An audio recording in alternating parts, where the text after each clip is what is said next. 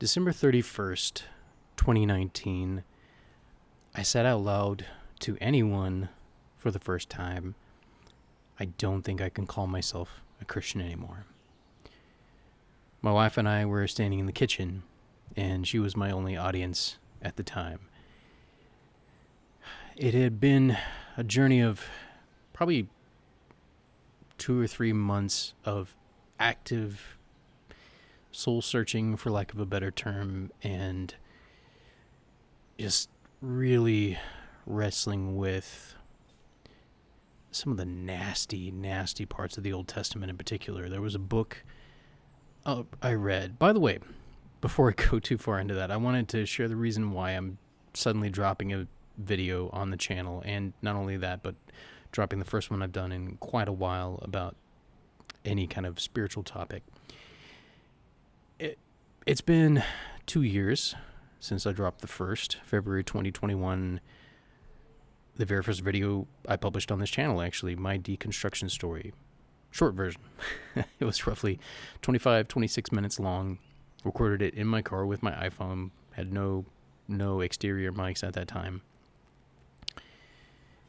And basically shared in brief my journey up to that point. Now, as of February of that year, I identified as a spiritual humanist. And I came out publicly about that the following month in March. I mean, I did post this video up here on YouTube, but I don't think I really publicized it in any way until March, when I went public on Facebook. And I had hundreds of friends on Facebook. I'd been on there for probably close to a decade, if not more than a decade at that point.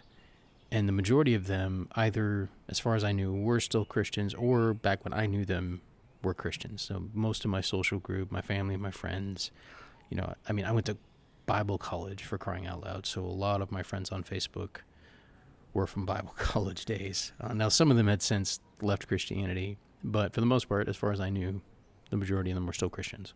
Many of them, I say many, but a number of them were pastors, missionaries, still are to this day, as far as I know. And at the time, it had been, at that point it had been about 14 months since I first came to the conclusion that I could no longer identify as a Christian. December 31st, as I said, 2019, I said out loud for the first time, I don't think I can call myself a Christian anymore. And part of what led up to that was reading a book by Dan Barker called God, the Most Unpleasant Character in All of Fiction. The title's very in your face, for sure. And Dan is what you would call an atheist activist, but was a former evangelical Christian. And he was in deep, so much so that he was a full-time evangelist. That was literally his vocation, was evangelizing people and trying to bring them into the faith, into the fold, as you might say. And over the course of several years, his faith was just gradually broken down, and he kind of saw through the version of it, at least, that he had been sold in evangelical Christianity, and chose to leave. And now he made the decision to become an atheist and has remained one, as far as I know, since then. So we're talking 40-something years now. But his book, essentially, it's just straight up, like 80% of it, maybe more, is just straight up quotes right out of the Bible. Now, he certainly categorizes them and introduces them, but for the most part, it's just, now it's all the really rough stuff too, like the things that you read when you're doing your Through the Bible in a Year plan as a Christian, but you're kind of like, I don't think I like this. There's something in you that's saying, this doesn't seem right. Like, this doesn't seem loving, this doesn't seem just, even though I've been told that this God is loving and just, it doesn't seem right. And, like, all of those things packaged in one little book, basically, and the more I read it, the more disturbed I got.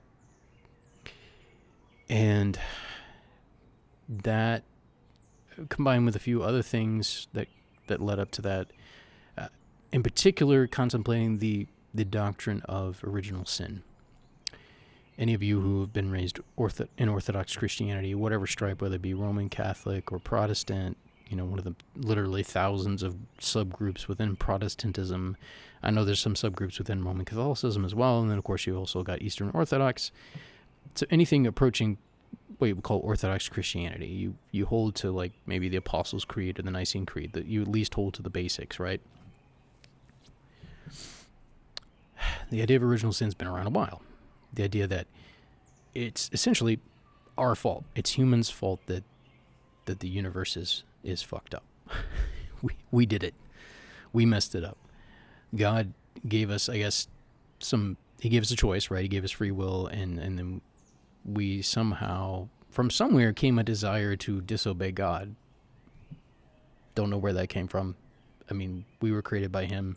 And this is part of what I wrestled with, is like, and my wife was wrestling with it too around that time. It's like, how is this fair? How is this just? This idea that the being that created us, who was so powerful and so intelligent that he could speak the entire universe, and we know so much more about it than the writers of the Bible did, 2,500, 3,000 years ago. We know so much more now. It's so much bigger than we could have imagined even at that point, and more complex. So to think that being made us, but then somehow we're responsible for literally, I mean, if you, at least as I was taught it, the doctrine of original sin, literally corrupting the entire universe. Now, to be fair, I was taught God actively did it, but he did it in response to our sin. Two puny little humans, two little specks on this blue ball that's floating through the Milky Way galaxy, which is only one of, I don't know, thousands upon thousands of other galaxies, as far as I know. I'm not an astrophysicist, so don't quote me on that, but I know there's a lot of them out there. So somehow, these two little specks on this pale blue dot that's floating through space messed up, and then the entire, God thought a just and fair response, this God supposedly thought a just and fair response was to then curse the entire universe. And even if there's not life on any other planet, even if it's just on this one, he also allegedly cursed all the other living beings, even though they didn't have anything to do with it. So the more I thought about that, the more I thought that this isn't right, this isn't just. And I was like, and then reading that book by Dan Barker, I was like, horrible things that this deity either threatens his people with, or, according to the book anyway, or actively commands his people to do. Like, he commands his people to commit genocide. He commits genocide himself. The flood, the Great Flood, that is effectively, it's sans 8 people that he rescued in a boat, wiped out the entire human race. Not only the entire human race, but, basically every other species on the planet, save for 2, at most 7 pairs, of the clean animals, 7 pairs. How is that just? How is that a just response? Like, if a little ant, and this isn't even close to an adequate comparison, but if a little ant bit my toe, do you think a just response for me would be to, if I had the power to do so, would be to curse the entire universe because a little ant bit my foot? Come on.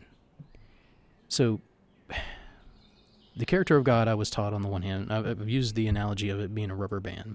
Me holding Christianity as a rubber band. And on the one hand, on the one end here of this rubber band that I'm holding, you have the character of God. I was told he's perfectly just. He knows everything, like literally everything, past, present, future events, every thought in your head, every thought you'll ever have, including every contingency, like anything that ever could happen in the universe. He also knows, like, everything, literally all-knowing, that he's perfectly just, benevolent, never tells a lie, never breaks a promise. Will never let you down. Essentially, if you trust him, he'll never let you down. And we believed in that so strongly that we would tell ourselves, like, if it even seems like he's letting me down, that's my fault. I'm just not perceiving it correctly, right? But it's like, no, God is all these things here. But then, on the other hand, I'm holding what I've actually read and studied in the Bible. And read it quite a bit. I mean, I'd been a Christian for over 30 years at that, read it about 30 years at that point. I converted at the age of 5, grew up in a Christian home. My parents were missionaries, pastor's wife. So I grew up around it, and I was studying to pursue that vocation myself. Like, I studied at the undergraduate level, but studied theology, biblical interpretation, biblical languages, things like that at the undergraduate level. So I, more than your average Christian, I think, studied the Bible. So like the more I studied it, the more I read about the actions and the words and the behavior of this God. And on the other hand, I have here the character I'm told he's supposed to have, combined with also the ethics I was taught, were good and right. This rubber band just kept getting stretched tighter and tighter and tighter, and eventually it just snapped. And for me, that was December 31st, 2019.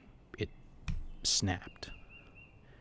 And I said out loud, again, for the first time, I don't think I can call myself a Christian anymore. But over the next year, I mean, for a myriad reasons, one being that I really wanted to be sure, like, if I'm going to leave this religion, I want to be damn sure, no pun intended, that I'm doing the right thing, because I sure as hell, pun intended in this case, don't want to go to hell. I don't want to find out, oh shit, I was wrong, and then I die and go to hell. Or my kids, for that matter, or my wife or anyone else that I might lead astray if I were to go down this path.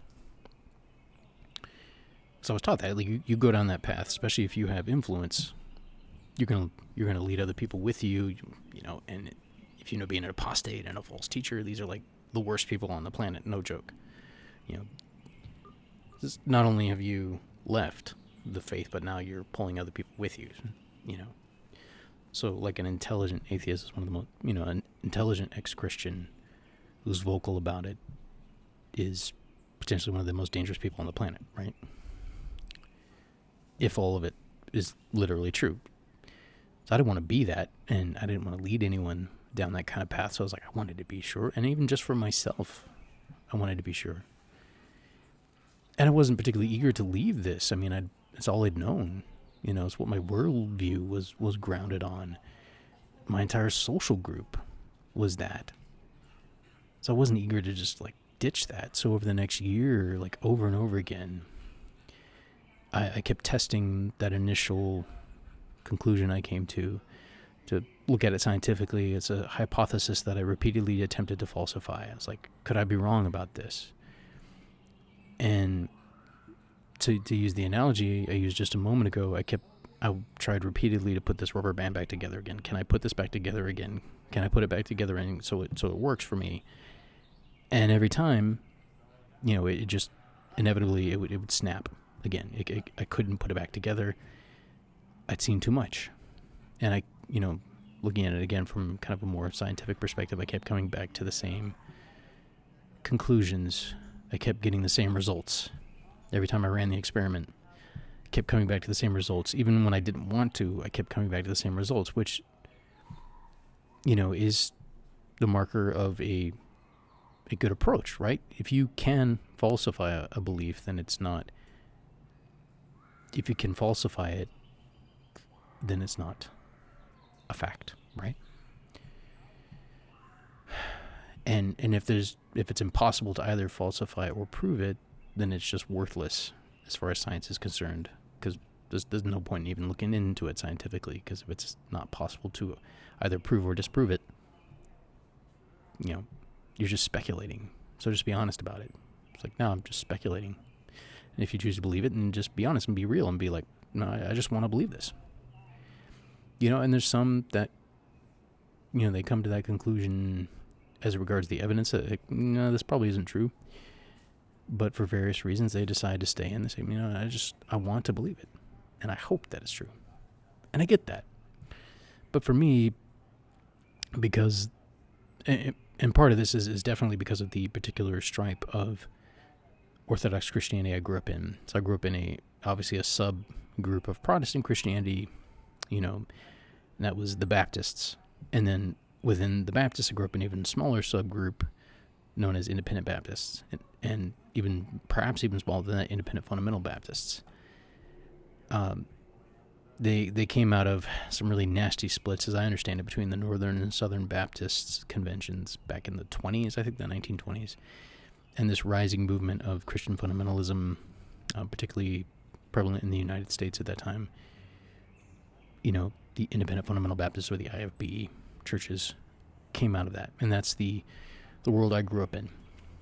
Not everything about it was bad, just like any human system, it has its quote-unquote good parts and bad parts.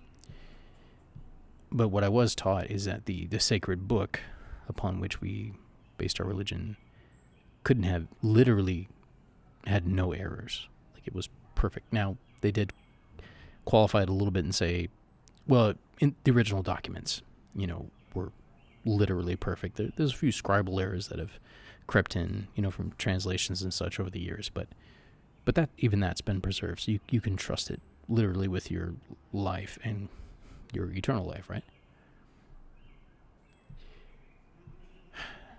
So it's like, it can't be wrong. And if you think it's wrong, then your perception is off. Or you just want to sin, essentially. So I'm kind of rambling at this point. I guess I'm just kind of re-summarizing some of what brought me to the point of leaving. And over the course of that next year, 2020, also first year of the global pandemic, COVID-19 started in March of that year. So that coincided with me not physically going to church anymore for the first time in my life. That was the longest period I'd ever not gone to church.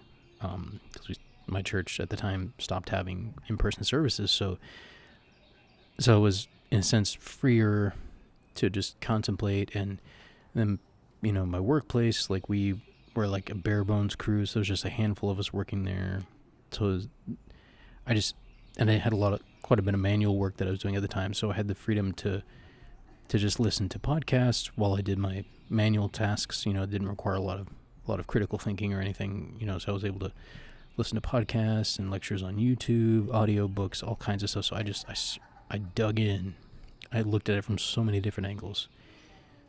And at the end of the day, I think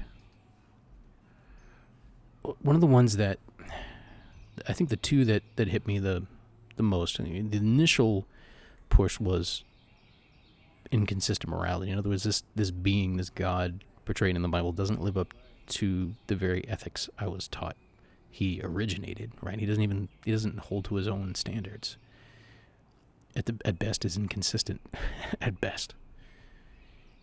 So morality was on the one hand, but then as I began looking at my faith tradition and the Bible more objectively as I could, it was impossible for me to be completely objective, but I tried as much as I could to remove my long-standing biases from the equation and look at it from other angles. One of the ones that hit me the most strongly was looking at the psychology of the God portrayed in the Bible. If you propose that the God in the Christian Bible is the same being from cover to cover, from Genesis to Revelation, the same entity, right? Yahweh, whatever name he might go by in a given passage, whether it's Yahweh or Elohim or Jesus or the Holy Spirit, you name it, or Theos, in the Greek New Testament, or Pater, God the Father, what have you. It's the same entity, right? It's all talking about the same entity because there's only one God, right? All the other gods are fake, right? Supposedly. So there's only one. So it's the same entity throughout the whole book, right? And was taught subsequently also that this is an accurate portrayal of said being, right? Accurate portrayal. So taking that for granted, which if you look into it from an historical scholarly perspective, it's not a given that it's the same deity. The editors tried to make it look like that, but that's a whole nother issue. If you take that at face value and say this character, for lack of a better term, this entity is the same person. To look at the way he treats his people, the people he supposedly loves, the way he treats his enemies, who he also allegedly loves, according to Christian tradition.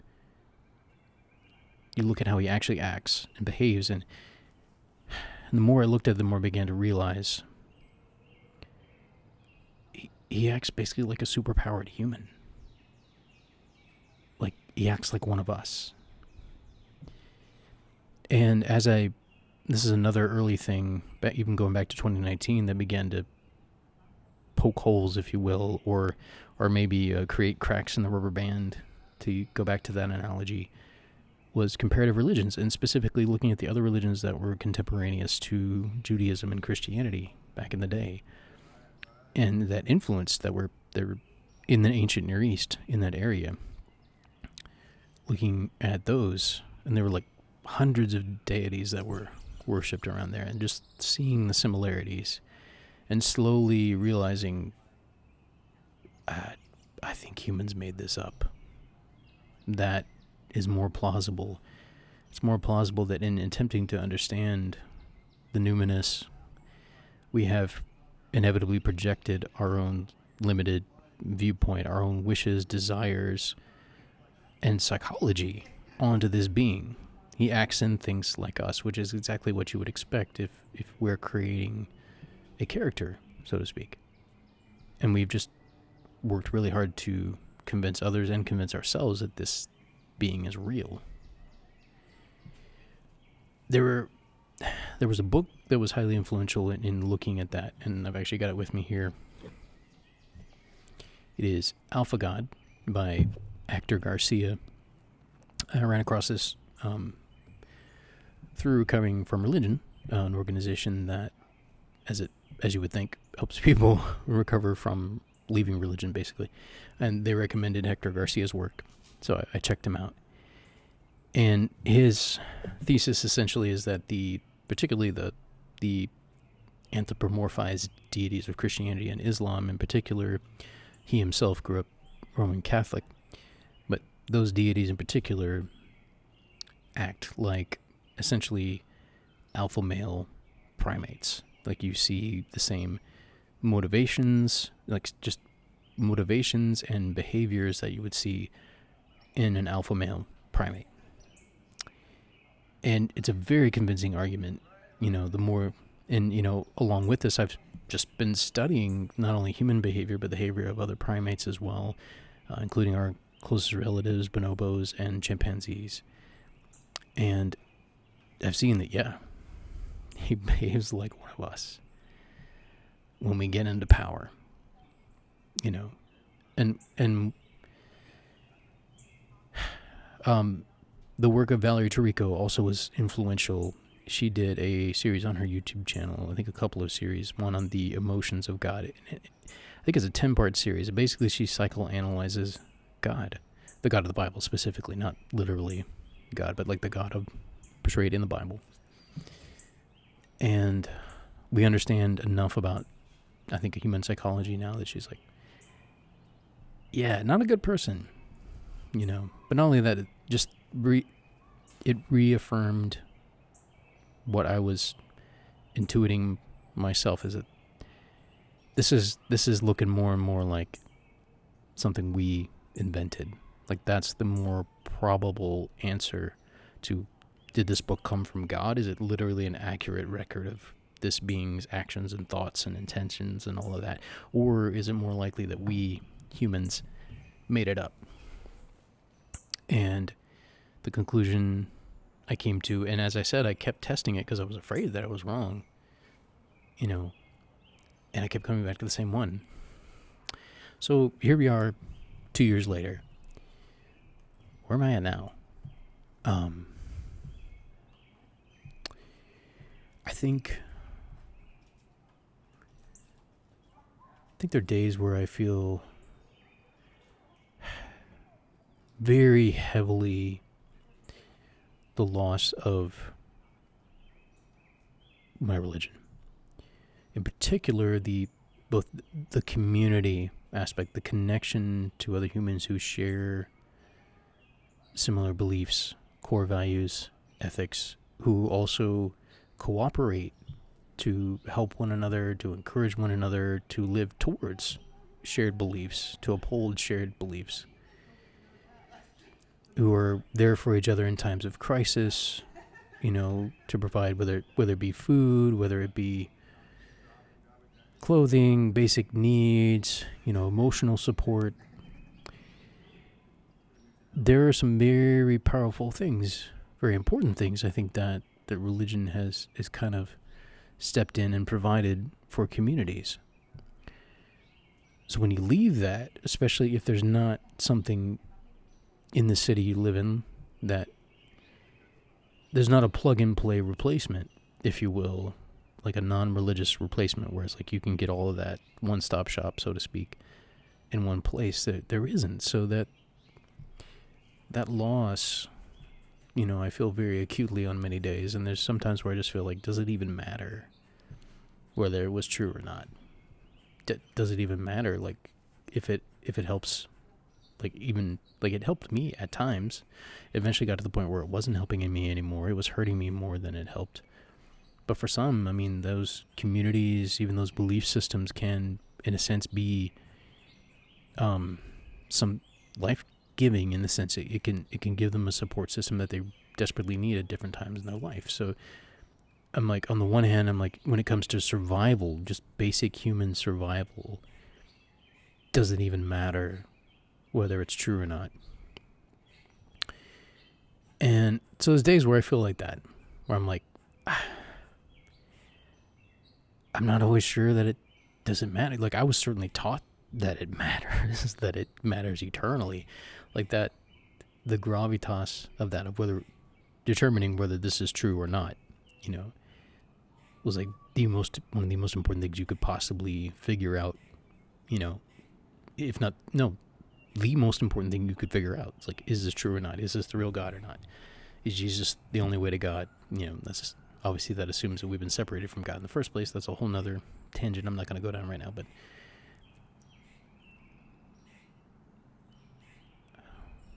the loss of community, the loss of a shared worldview, and of a group of people that help to encourage you and reinforce that. I think in some sense it could be said that the religious groups they're like,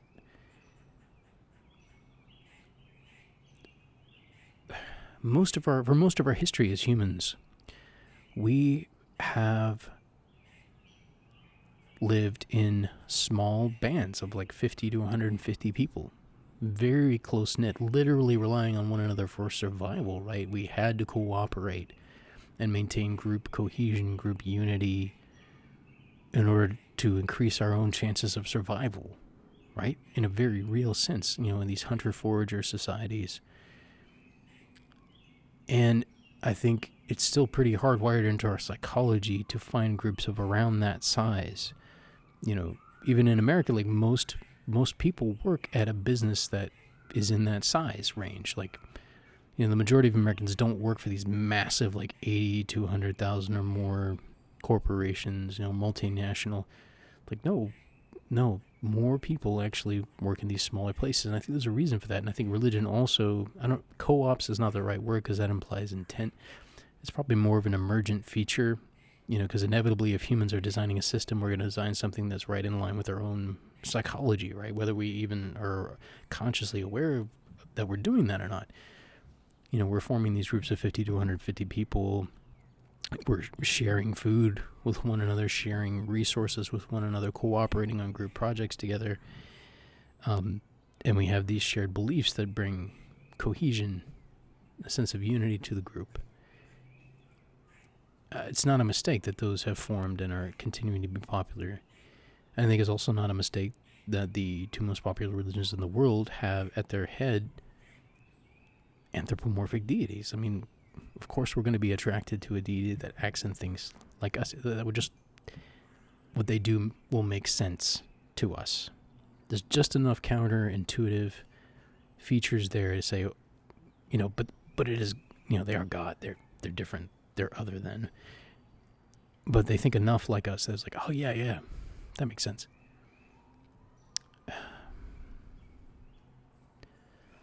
So anyway, coming back to where I'm at now, and that's one of the reasons why I wanted to share this. Is kind of an update. I've kind of been all over the place a bit over the last year in particular. It's just last year and a half has been really, really tough. I've felt that loss, really a grief And there's a very real sense in which Jesus, who I thought was my best friend, like my best friend, my lover, my brother, my celestial father, like, it gets weird. But all of those things, like the closest, being the most important relationship I had, it's like he died. It's a little weirder than that even. It's like, well, shit, he was never alive in the first place, and all this time I was having a relationship with a ghost. No shit, actually, there might not have even been a real Jesus, so I may have been having just a relationship with an imaginary friend this entire time. But he felt real to me.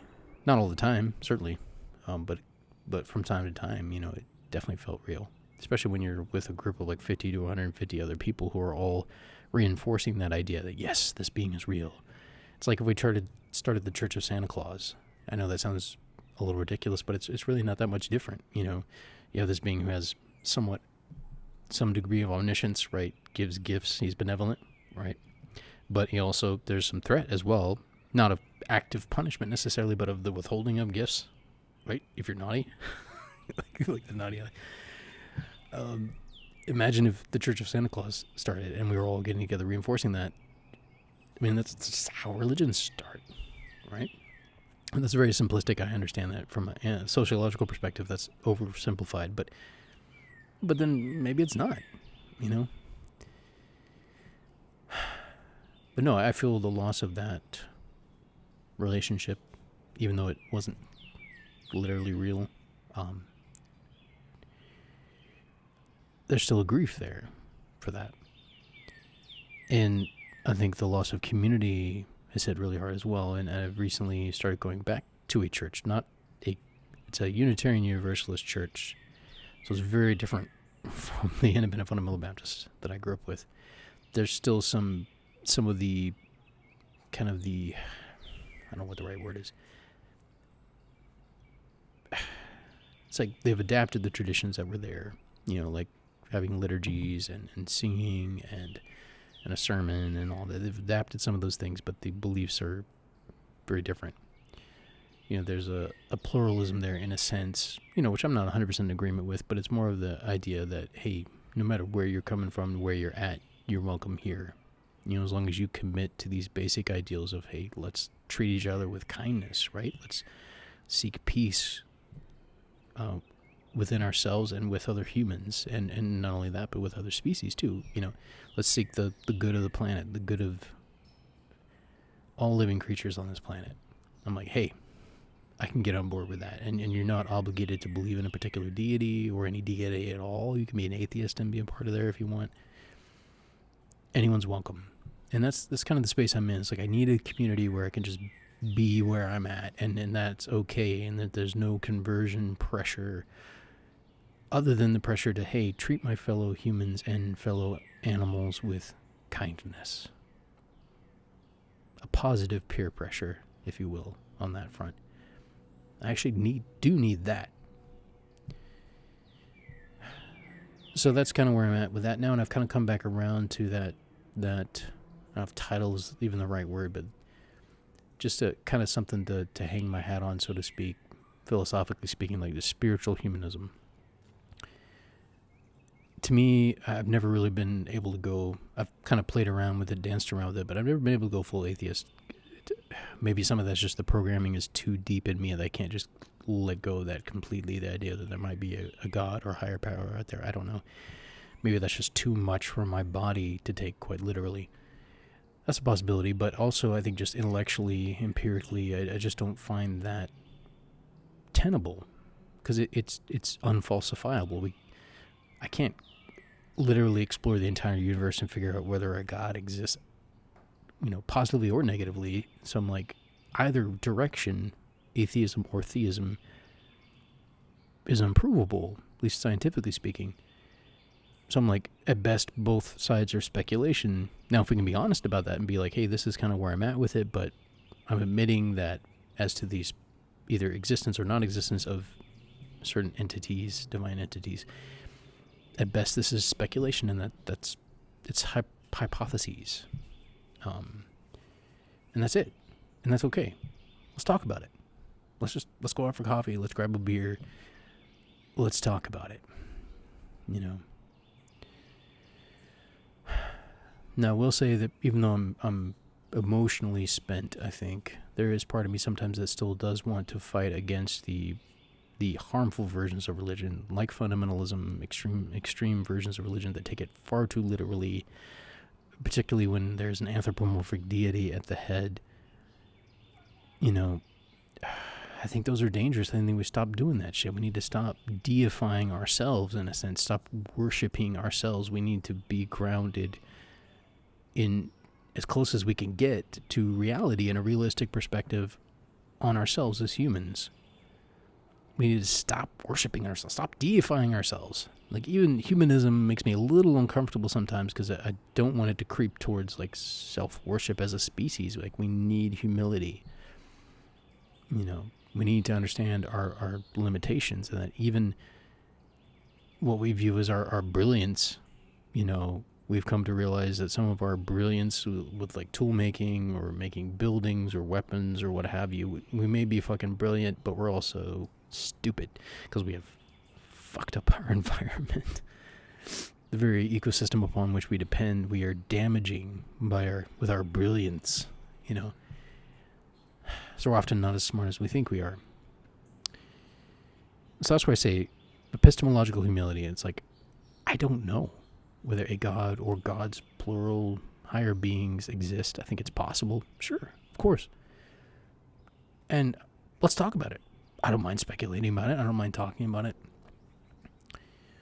But to me, like, this harsh, combative, like, or coercive, which Christian evangelism, I think, really in any form, especially in the more fundamentalist forms, but really in any form, any orthodox form is coercive, because you have that carrot and the stick, right? You have the carrot of heaven hung out in front of you, eternal life, and you have the stick of hell, or at best annihilation, like you just cease to exist at best. So you have FOMO, like you're missing out on heaven, but at least you're not being literally kept alive forever and tortured in a lake of fire.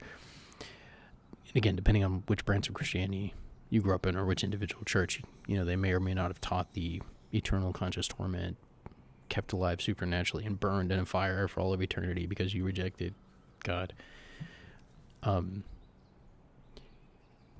But at least you're missing out, so that there's a coercion there, and a lot of, like, any religions that have, I think it's fair to say, like most religions that have any kind of offer of salvation, some kind of eternal life or path to eternal bliss, have an element of coercion, and they can, especially in the more fundamentalist or radical forms, get very evangelistic, very pushy and or emotionally manipulative in the way that they, and sadly a lot of times the people promoting it don't even realize that that's what they're doing.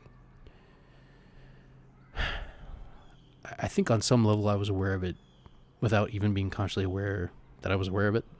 If that makes any sense. It was like, I wasn't convinced enough to, like, go be running out in the streets and trying to pull people in, if you will, or pull people out of the fire. I wasn't convinced enough. And even now, my current perspective, I'm like, I do want to share it, and there are times where I do want to definitely advocate for the positive values that I hold, but there are times where I do want to call out things that I believe are harmful, at the very least to start a discussion about them, a hard discussion. And in that sense, I want to be very democratic in the way that I approach it. I hope to be. It was like, hey, let's talk about this. So, but for that to happen, someone does have to raise the hard questions and say the hard things. In order for the discussion to happen, there has to be some real candor, like genuine candor between the parties. So I'm slowly kind of getting back to that place, but on a more personal note, there's a lot of trauma in my body from the religion itself, from being in the religion. There's a lot about it that traumatized me over the years, and that's a form of, like, complex PTSD, I think. Religious trauma syndrome, it's not recognized by the DMSR at this point, but I hope someday it will be. But then just the trauma of leaving as well is very real and still very visceral. And I mean that quite literally. Like, I feel it in my viscera, to use a biological term, my viscera. I'm not even joking. So there's a lot of healing that needs to take place. And I'm hoping that the Unitarian Universalist Fellowship that I'm kind of slowly feeling out and getting connected to can maybe be a safe space, if you will. And I think that's what they want to create, like a safe space for anyone of any background to come. As long, again, as you commit to this, hey, let's be kind and welcoming and accepting to one another.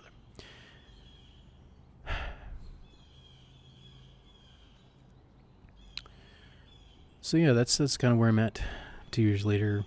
No, haven't come back to Christianity. Don't want to. I was at a portion of an Easter service a few weeks ago, and honestly, it made me sick to my stomach. I just had a strong reaction to it. I was like, I used to believe this, and I used to teach it. It kind of made me sick.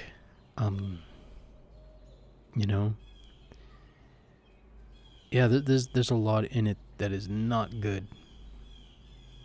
And I might, if it weren't for the Christian God, I might still be a Christian, because there are a lot of, in terms of ethics, particularly in the more, I guess, what you might call progressive or moderate forms of Christianity, like the ethics, the concern for the well-being of other humans and even of other animals as well. There's a great degree of open-mindedness as well, but at the end of the day, their God, the Orthodox God, the Christian God, I can't be a part of a group that says that he's okay. It's okay to worship this being or follow them, that or pretends that this being is something that they're not, at least as far as he's portrayed in the Bible. I'm not okay with that. No, let's be real. Let's be honest about it. Let's not, So yeah. But I think a biggest place I'm in is just, I need to heal from the trauma, And this is part of that. This is kind of therapeutic. Like, even sharing this right now has been kind of therapeutic for me. I haven't done this in a bit. So this is kind of an update, 2 years later. And maybe, right now I'm not really wanting to dig into it hardcore as far as my public persona is concerned. But maybe I will do something similar to what Rhett and Link have been doing. And for those of you who know Rhett and Link, it's part of the reason why I started sharing on YouTube in the first place about this, is they shared their stories, Rhett and Link. Look them up. Good Mythical Morning, Ear Biscuits was the YouTube channel that I watched on Red's Spiritual Deconstruction, Link's Spiritual Deconstruction. Check out those videos.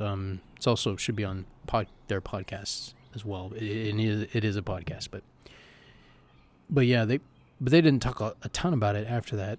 But once a year, they're kind of getting in that rhythm, or once a year, they're kind of just giving an update. Hey, where are we at now? So this is kind of mine. So shout out to them. And thank you guys again for having the courage to share your stories. And Rhett, just this past year released a country western album, country western deconstruction album. He's like, yeah, I know that there's a real market for that, but it really spoke to me. It's like, through music, he really voiced so many things that I have felt, and so much about my own journey, because he came from a very similar background. Like, I think either Southern Baptist or Independent Baptist, but like Southeastern Baptist, if you will, tradition. So yeah, go check that out. He goes under James and the Shame, so check it out. It's Human Overboard is the name of the album. I highly recommend it. I was just listening to it earlier today, actually. It's really been helpful to me, and just like I said, through music, he has spoken and said a lot of the things that I have wanted to say myself. I've felt myself. So thank you, Brett, for doing that. And yeah, check out his other updates, the original videos, and then the yearly updates that they've been giving since then. And I may do something similar myself, just around this time each year, like, hey, where am I at now? And yeah, but in general, I'm wanting to move more towards, and this could change, obviously. I don't know where my journey is going to take me, but in general, more towards talking with people in person about these kinds of things and having these kind of conversations face to face, more so than over this medium. But that could change. I could get back into it at some point. But I think there's definitely some healing that needs to take place before I can maybe handle that at any kind of serious level. So that may be further down the road for me. But yeah, anyway, ecologists, I'm trying to remember what I used to say at the end of the videos. Oh yeah. Peace to you, my fellow humans. Stay curious and be healthy.